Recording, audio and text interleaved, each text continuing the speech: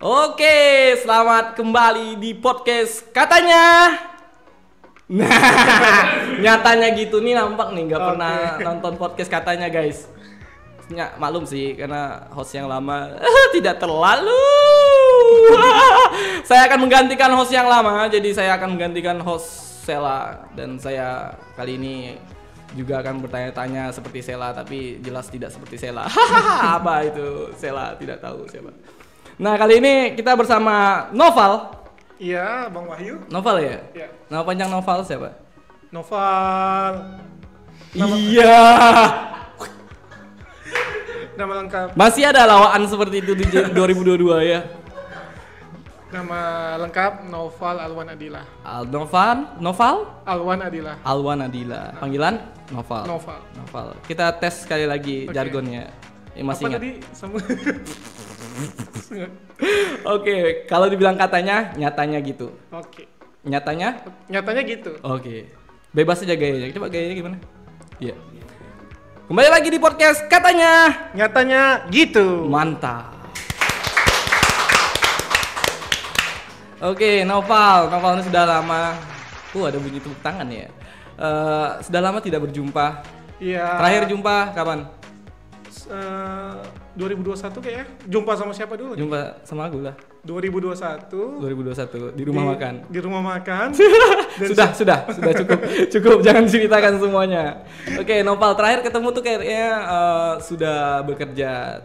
Tapi dulu kita pernah ini ya kegiatan bareng karena satu organisasi Noval di Genre Pekanbaru, terus akunya di Pixmart. Iya, banyak kegiatan yang dibuat sama Pixmart. Ya, jadi Noval nih koordinatornya Genre Pekanbaru Suhu. Iya, enggak. Oh sih. Ini buat genre Pekanbaru pasti tahu nih Noval siapa sebenarnya. Nah, itu di Genre Pekanbaru. Setelah dari situ kuliah di Genre Pekanbaru ya sambil belajar lah kita ya sama teman-teman PR, kemudian bagaimana memanage PR supaya ada pertumbuhan, artinya ada pembentukan, kemudian tugasnya untuk memberikan program yang dari BKKBN untuk kepada PIK-PIK yang baru terbentuk. Oh, jadi dia pusatnya PIK-PIK di Pekanbaru ya? Genre Pekanbaru ini. Seperti itu. Yang buat yang tak tahu, PIK itu adalah pusat informasi dan konseling remaja. Oh, itu keren banget tuh. Harus masuk di situ kayaknya. Iya, di Pixmart boleh. Oh iya, terima kasih banyak. Karena kalau di Genre kayaknya ke PIK dulu. Ke PIK dulu. Biar nggak gitu. Buta nanti. Oh, benar-benar. Belajar di PIK dulu gitu. Oh, berarti yang harus di Genre Pekanbaru atau di Genre pusat Genre kabupaten kota ataupun provinsi. Dia punya PIK sendiri dulu. Iya, harus gabung di. Kalau dia nggak punya PIK tersendiri, dia nggak bisa gabung di Genre itu kan tentunya kan. Iya, karena dia nanti akan buta ini ngapain? Nggak tahu ngapain kan? Iya. Taunya hore padahal di situ ada materi kegiatan programnya. Taunya ya lele lala lele. Yang orang lihat. Iya, orang lihat, tidak tahu juga. Oke, kalau setelah dari situ apa? Nah, kerja dong tentunya. Iya, kerja juga nurusin bakat lah untuk menyambung hidup. Di mana kerjanya? Kerja banyak. Banyak ya? Iya. Kerja salah satunya ya hobi buat buku. Lagi nyusun gimana nih cara mendidik anak di era digital atau di era milenial. Bukan milenial apa?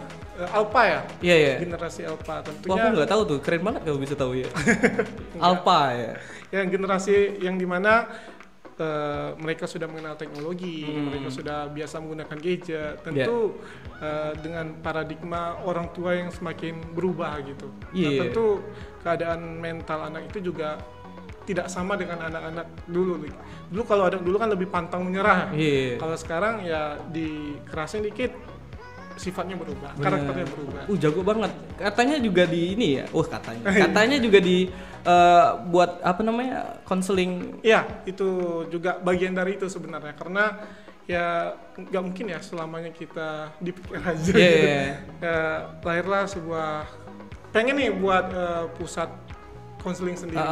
Namanya Sobat Konseling, yang kita bekerja sama mengumpulkan orang-orang yang profesional untuk memberikan bantuan kepada klien. Karena sifatnya juga kita daring, belum ada toko, kita nggak pakai toko tapi kita daring.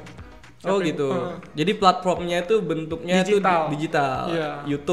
YouTube, edukasi YouTube di Sobat Konseling juga ada. Keren. Tuh wajib di follow tuh. Apa namanya Sobat Konseling. Sobat Konseling wajib di follow. Follow ya? Iya kan? Subscribe. Oke. Ya benar-benar. Nah, ngomong soal anak tadi nih. Oke. Pernah dengar kasus Audrey nggak?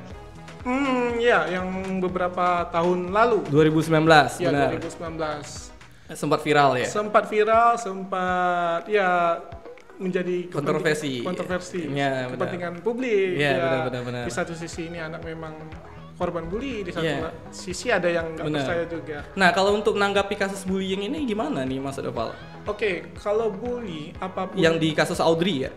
Yang sebenarnya apapun lah, mau dia itu tidak disentuh oleh orang ternama atau public figure gitu, yang namanya kasus bully itu tetap tidak baik. Ya benar, tentu. Tidak baik. Ya. Kemudian di kasus Audrey ini kita lihat ya banyak yang simpati juga. Ya, sebanyak simpati. Kemudian ada orang yang peduli di situ secara tidak langsung dengan naiknya kasus bully yang Audrey ini meningkatkan kepedulian.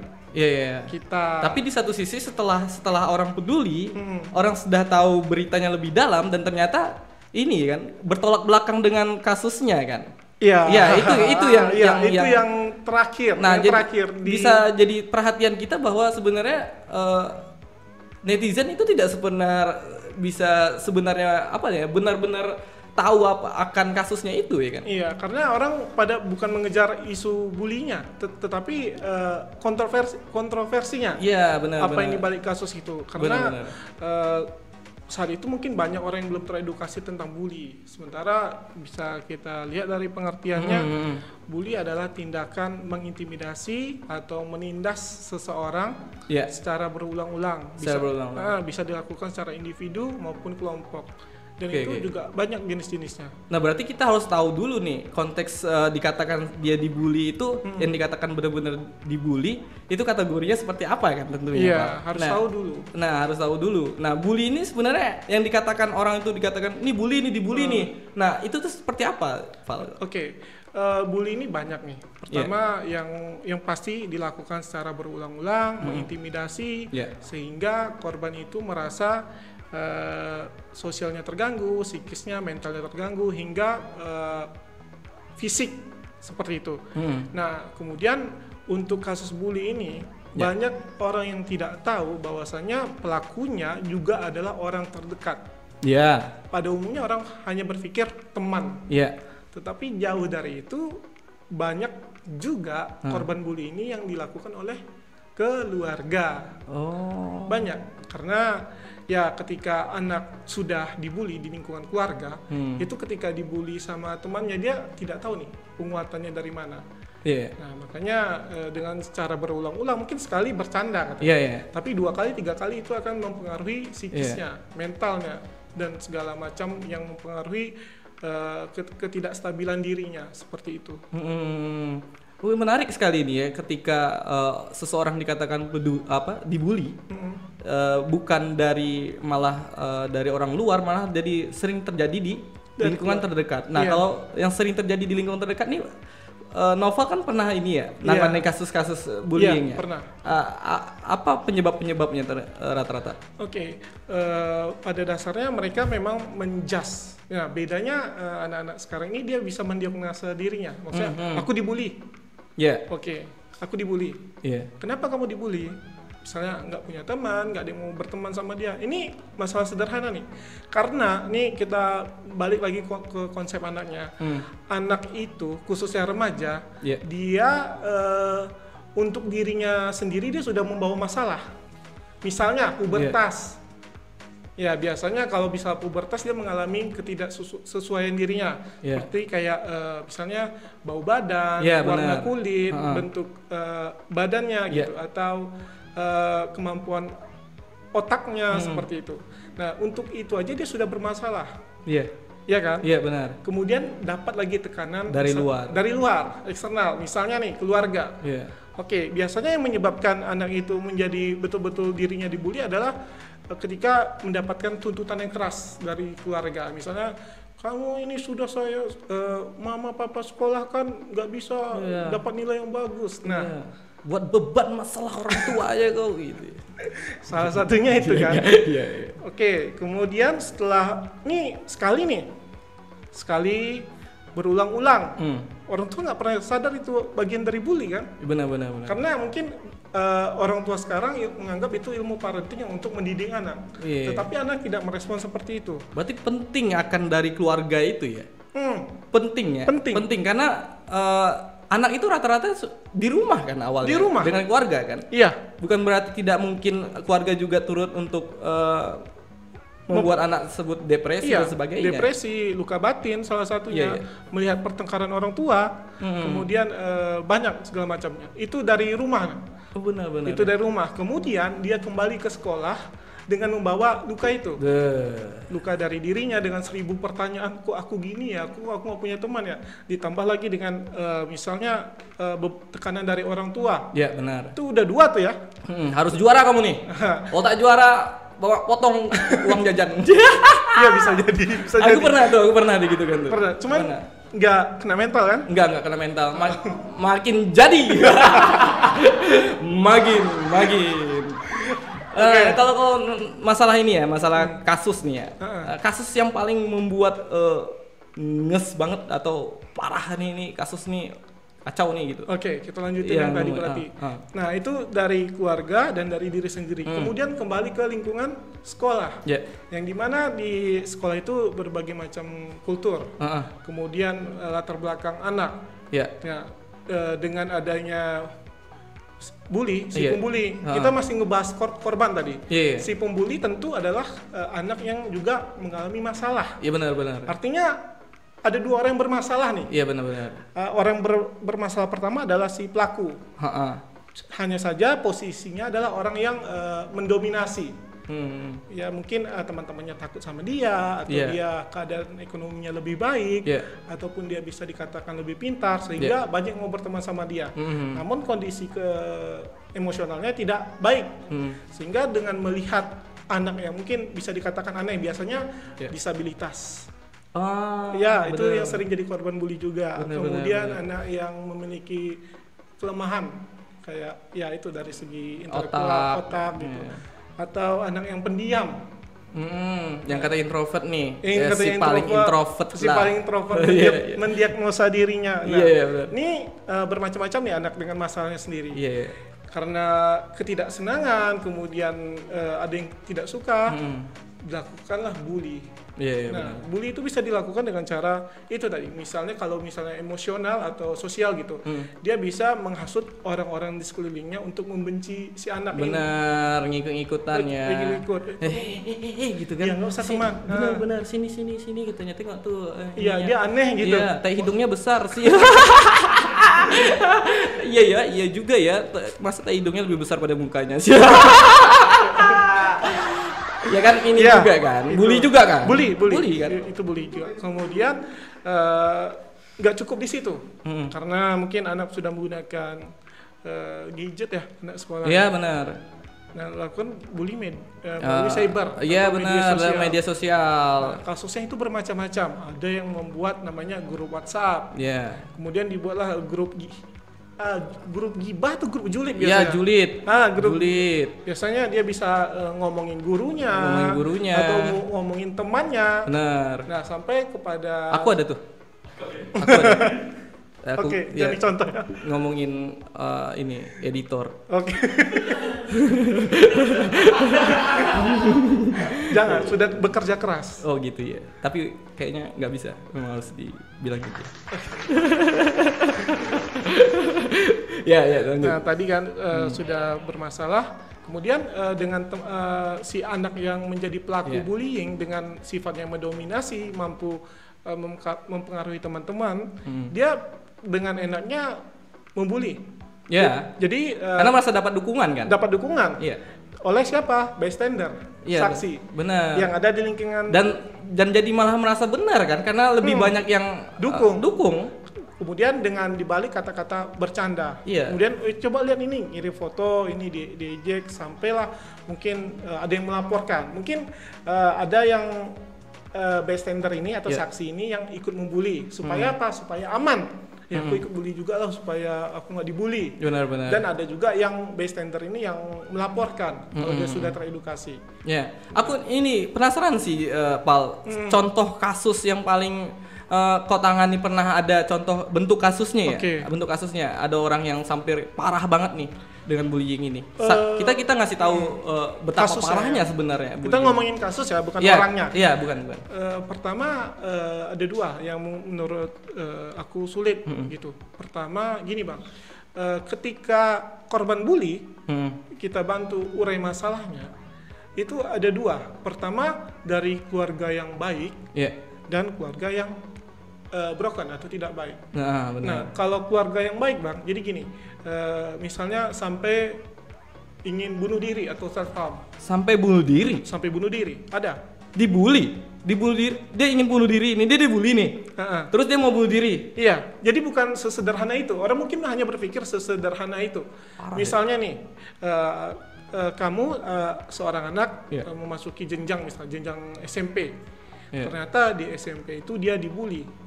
Dan pihak sekolah dan teman-temannya tidak tahu kejadian itu bahwasanya dia terkena mental. Kemudian dia pendam sendiri, sudah tidak bertemu dengan pelaku bullying. Kemudian naik ke jenjang selanjutnya SMA. Nah, dia di posisi di jenjang selanjutnya itu dengan sejuta masalah lagi. Dia merasa si pelaku bully itu tidak ada lagi, ternyata jumpa lagi dengan orang yang berbeda. Dengan perlakuan yang sama. Nah, timbullah namanya kondisi yang dibilang, kalau psikolog bilang itu PTSD. Apa tuh? Post traumatic stress disorder. Jadi gangguan kecemasan berlebihan akibat pasca trauma. Itu yang membuat dia ingin bunuh diri tadi kan? Jadi misalnya ketika dulu nih misal parah nih, tapi tidak diatasi, jadi dia pendam sendiri. Orang tua nggak tahu, guru juga nggak tahu, dia pendam sendiri. Kemudian sampai saatnya ada yang memang betul-betul bully dia. Nah, dia sampai memutuskan untuk bunuh diri. Pal, ini tunggu dulu. Kalau dia ingin bunuh diri, Nopal taunya dari mana? Maksudnya kalau zaman aku dulu tuh ada teman aku yang kayak alay-alayan ingin bunuh diri, dia jadi kayak coret-coret gini, tulis nama Rian situ. Aku ingin bunuh diri gara-gara kamu Rian, di posting kayak gitu. Bukan Rehan. Apakah ada bukan Rehan ya? Bukan Rehan. Tapi kamu mau nanya?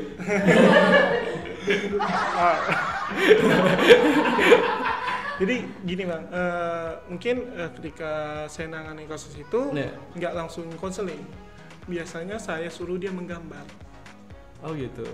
Berarti korban ini melapor sendiri bahwa dia pengen bunuh diri?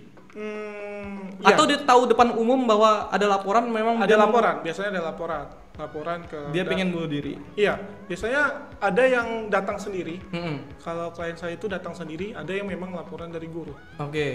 Nah, jadi ketika dia misalnya udah dapat nih laporannya, dia mau bunuh diri akibat bullying, udah tergali lah sedikit. Jadi saya suruh menggambar.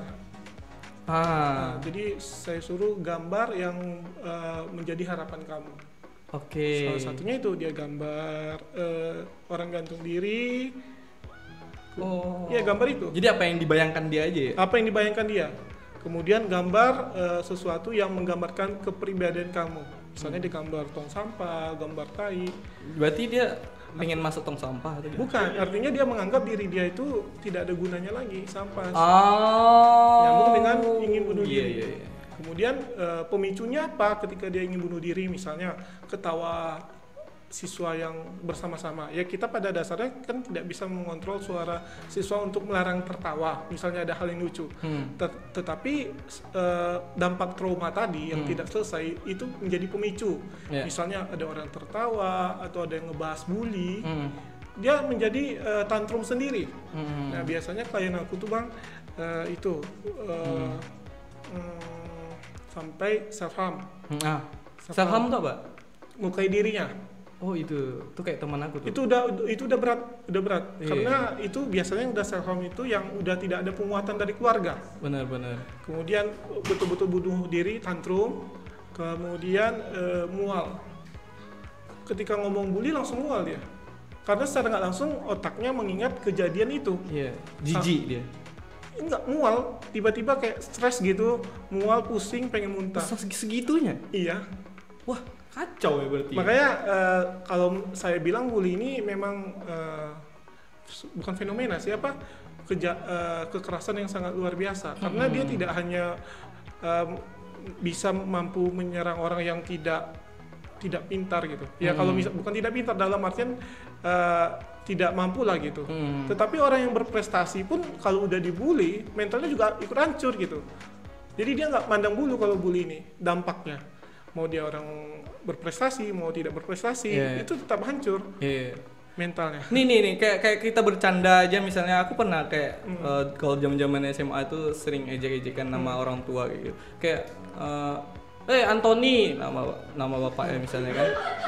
Anthony sini dong Anthony, padahal dia bukan nama dia tapi nama bapaknya. Nah, apakah itu masuk bullying atau juga gimana? Ya tadi itu sepele kan, nganggapnya bercandaan. Sepele ya. Cuman kalau seandainya ini beda nih, kita harus buat batasan antara bercanda sama bully. Kalau bercanda itu tujuannya untuk menyenangkan. Misalnya kita harus tahu nih, teman yang kita ajak bercanda dengan memanggil nama bapaknya Anthony, itu teman dekat kita atau teman mana dulu? Teman dekat, teman akrab, teman baik. Nah, kalau dia sudah memiliki unsur ketiga itu, ya kalau dia tidak ada masalah dan tidak ada keberatan, fair aja gitu. Mungkin bahkan kalau sudah sekali dekat memang dekat ya, kita mengejek nama kan belum tentu juga dia merasa nyaman kan? Iya. Mengejek misalnya, Anthony, tak mungkin kan kita gitu. Iya, tapi kan. Atau misalnya si Parno bapaknya atau siapa gitu. Cuman kalau dalam konteks bercanda, kalau misalnya bisa saling menerima itu fair aja. Cuman, saling memahami aja. Saling memahami. Tetapi kalau sudah ngomongin nama orang tua dalam kondisi yang memang ya sudah tidak akrab, tidak dekat gitu kan, itu termasuk bully gitu. Atau korban juga bisa menegaskan bahwa dia memang tidak merasa nyaman ketika dipanggil seperti itu. Nah, itu dia kan? Salah satu penjaganya itu asertif namanya kan. Di mana anak mampu mengutarakan perasaannya kepada orang yang dia utarakan, misalnya kepada teman yang membuli dia ataupun kepada orang tua. Namun masalahnya itu susah.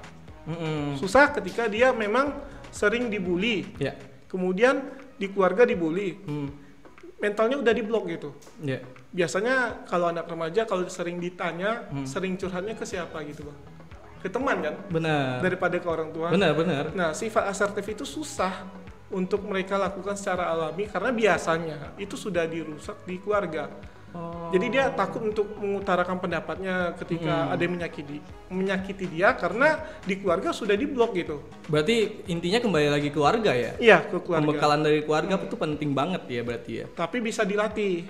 Benar. Nah, biasanya kalau di sesi konseling itu memang ada 2-4 sesi untuk melatih dia supaya ngomong itu. Biasanya 2 sesi itu untuk mengeluarkan masalah dia. Benar. Tapi yang sesi selanjutnya untuk apa keinginannya? Misalnya saya ingin tidak dibully gitu. Saya ingin ngomong, kamu berani nggak ngomong langsung sama dia? Nah, biasanya kita berikan teknik bangku kosong. Jadi dia suruh menggambarkan di depan dia itu ada anaknya. Keren banget tuh ya kayak gitu ya. Kayak ada tapi latihan tidak dasar. Semudah itu juga. Iya benar. Karena kadang orangnya tidak ada, untuk membayangkan aja ada anak yang takut. Benar.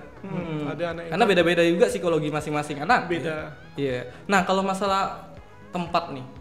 Kalau tempat ternyaman tuh adalah paling kata orang adalah rumah. Ya, rumah.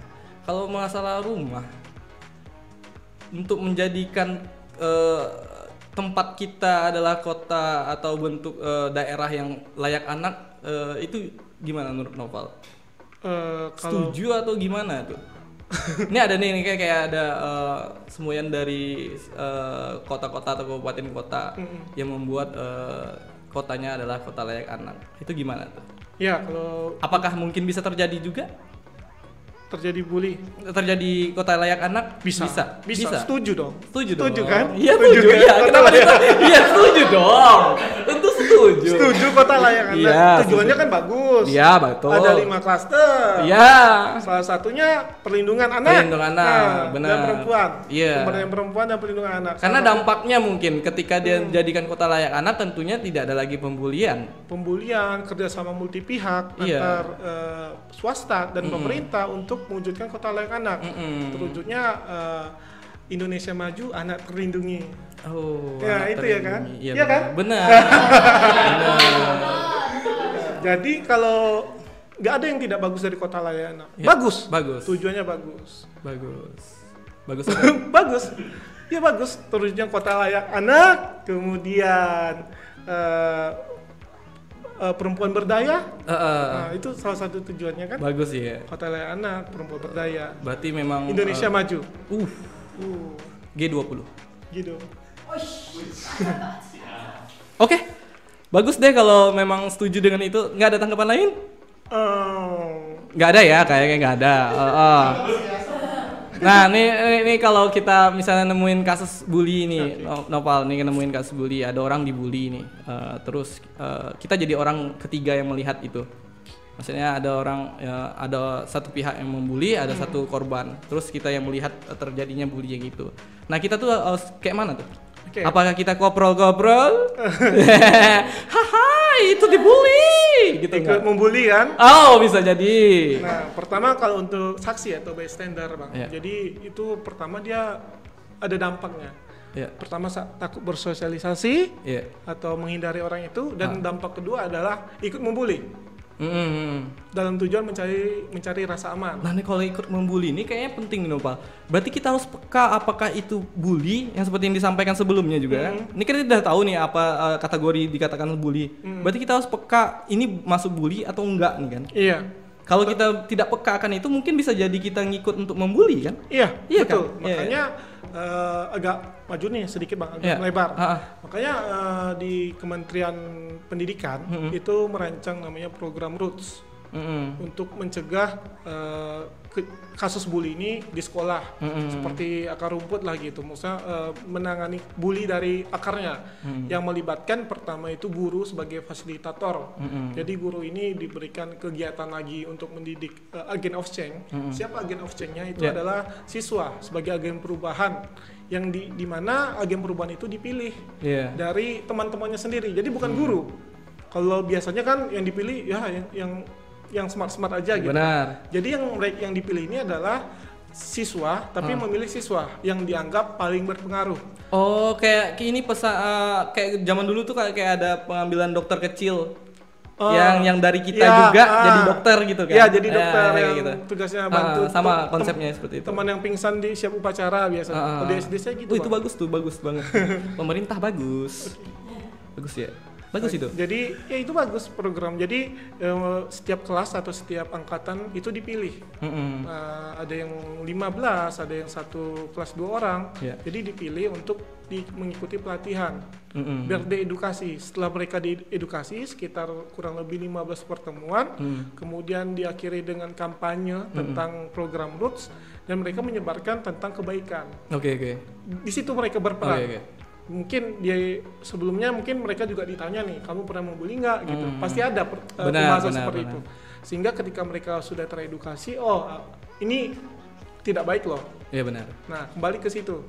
Program terus. Pokoknya intinya mereka dilatih untuk bisa paham akan kasus-kasus bullying dan bisa penanganannya juga ya. Dan menjadi orang yang penanganan pertama kali ketika melihat bullying ya kan. Iya, betul. Dan kalau kita ini misalnya nih, kalau kita melihat bullying terjadi di sekolah misalnya, lapornya berarti Oke, jadi yang saksi tadi. Kemudian apa yang bisa kita lakukan sebagai saksi atau bystander? Pertama itu notice, lihat, ketahui dia kenapa gitu. memastikan dulu. Memastikan dia kenapa dia kenapa murung, kenapa dia bersedih, itu pasti ada. Iya. Nah, kemudian laporkan. Nah, misalnya itu memang bully dan dilakukan oleh teman, karena kan ada bully yang tidak terlihat kan. Biasanya yang terlihat itu fisik atau mengucilkan, tetapi ada yang tidak terlihat. Mungkin dari tatapan aja juga bisa membuli. Masa iya? Iya, karena ada yang merasa tidak nyaman kan ditatap berulang-ulang seperti itu. Tatapannya gini. Enggak juga. Mengganggu sekali, kalau kita memang mengganggu itu anaknya itu. Hei, Kan aneh aja deh. Jadi begitu. Oh iya. Kemudian bisa laporkan kepada guru. Oh, Laporkan kepada guru benar. dan laporkan kepada profesional. Jadi Misalnya, lingkungan terkecilnya dulu ya. Kalau di sekolah terjadinya berarti dia melapornya ke pihak sekolah. pihak sekolah. Pihak sekolah. Kalau biasanya di sekolah tuh kayak guru BK. Di guru BK. Benar. Kemudian kalau misalnya dari wali kelas merujuk ke guru BK, nah di situ diselesaikan. Nah, kalau di luar ke UPT. UPT apa namanya? UPT PPA, Unit Pelaksana Teknis Perlindungan Perempuan dan Anak. Oh. Nah, biasanya juga ada juga yang melaporkan bully di sana. Mungkin pelakunya bisa jadi guru, bisa jadi teman sebaya ataupun masyarakat. Oke. Itu kalau itu ada di Pekanbaru UPT. Ada di Ada Jalan Dagang. Di Jalan Dagang. Nomor 78. Hafal sekali Anda. Bagus anaknya. Oke, nih terakhir aja nih dari panitia sudah ini. Oh, panitia. Kurban kali, panitia kurban. Kuponnya mana? Wesik. Minum dulu sebelum ke yang terakhir. Ini sayang sekali tidak diminum. Bukan hiasan. Rasa ini. Manis. Rasa tembakan. Sudahlah. Oke, harapan untuk remaja-remaja atau anak-anak di luar sana. Harapannya ini untuk remaja nih, terutama yang mau berkeluarga. Iya. Mendidik anak itu dimulai dari memilih pasangan. Jadi ketika seorang remaja calon keluarga, calon ayah atau calon ibu salah memilih pasangan, bisa dipastikan dia bisa salah dalam mendidik anak. Noval 2022. Itu aja. Gila. Itu aja ya, tepuk tangan dulu. Oke, ini ada promosi konseling ajakan kolaborasi kepada komunitas Speak Air dan lain-lainnya. Apa nih promosinya? Oke, bagi teman-teman yang mau mungkin konseling, pertama bisa dilakukan di Pixmart. Oke, yang di Kota Pekanbaru. Kemudian bagi teman-teman yang berada di luar Kota Pekanbaru, kami dari Sobat Konseling memberikan bantuan penguatan konseling kepada anak-anak korban bully. Jadi itu bisa dilakukan secara online melalui Google Meet biasanya. Benar. Karena biar kita memastikan kita tidak merekam. Oke. Keren sekali itu. Dan bisa dicek juga di Instagramnya di Sobat Konseling dan YouTube-nya. Oke, itu coba bisa dicek ya. Dan PKBI juga punya, PKBI ini juga punya anak remaja-remaja namanya Star PKBI dan teman-temannya juga buka tempat konseling. Jadi semua remaja atau di Pekanbaru bisa dong? Bisa dong. Oke. Bisa dong. PKBI juga Jalan Swadaya, bisa langsung datang ke sini jika ingin konseling atau bukan hanya konseling tapi lebih tahu mendalam nih atau ada temannya merasa dibully atau seperti apa, dia ingin tahu bagaimana penanganannya juga bisa ke kita kok. Di PKBI tentunya. Kita juga punya IG-nya dan YouTube-nya. Sip, itu aja sih, Jan. Coba kali ini Paujan lagi. Paujan ini kawannya si ini nih. Rozan. Kawannya si Rapli. Oke. Kacau. Oke, closing jargonnya katanya. Oke. Ulang lagi. Iya, ulang lagi. Sendiri aja. Katanya langsung tutup ya. Okay. Jangan dulu langsung tutup. Sampai jumpa lagi kayak gitu ada gitu ya. Sampai jumpa lagi di podcast katanya gitu. Ulang ya. 1 2 3. Sampai jumpa lagi di podcast katanya. Nyatanya gitu.